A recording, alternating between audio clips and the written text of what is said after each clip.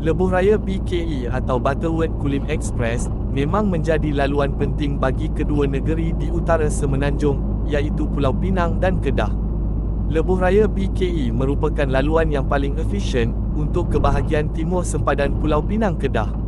Untuk trip dalam video ini, saya akan bergerak ke Mengkuang Titi yang juga terletak di dalam negeri Pulau Pinang, berada di bahagian seberang perai.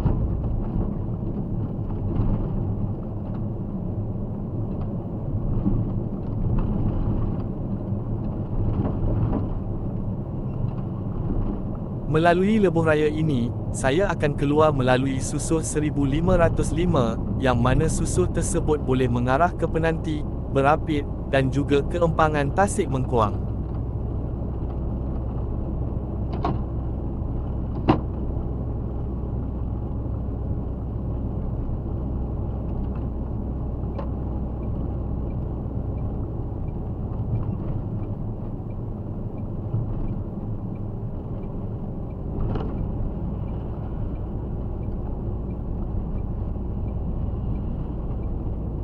Salah satu destinasi menarik yang boleh dikunjungi dari susuh keluar ini adalah Empangan Tasik Mengkuang. Empangan tersebut merupakan empangan terbesar di Pulau Pinang dan berfungsi sebagai sumber air untuk kawasan sekitarnya. Pemandangan tasik yang luas dan latar belakang bukit memberikan suasana yang menenangkan.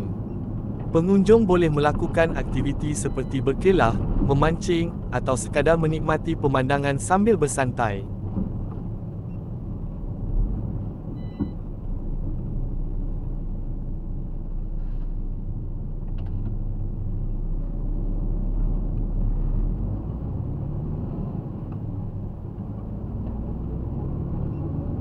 Jalan Mengkuang terletak di kawasan luar bandar di seberang perai tengah Pulau Pinang. Laluan ini menghubungkan pelbagai perkampungan yang kaya dengan tradisi dan kehidupan masyarakat setempat.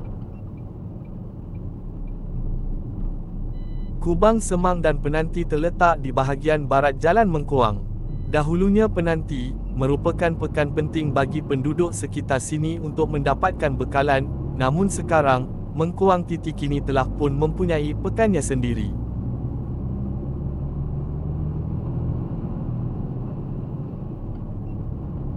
Berapit pula terletak di bahagian barat daya Jalan Mengkuang.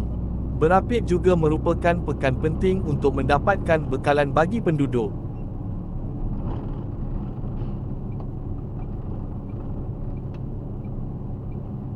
Jalan Mengkuang ini umpama pintu gerbang untuk meneroka lebih lagi ke bahagian seberang perai, samada utara, tengah dan selatan. Kerana kedudukan jalan ini boleh mengarah pemanduan kita ke mana-mana arah yang ada di seberang perai.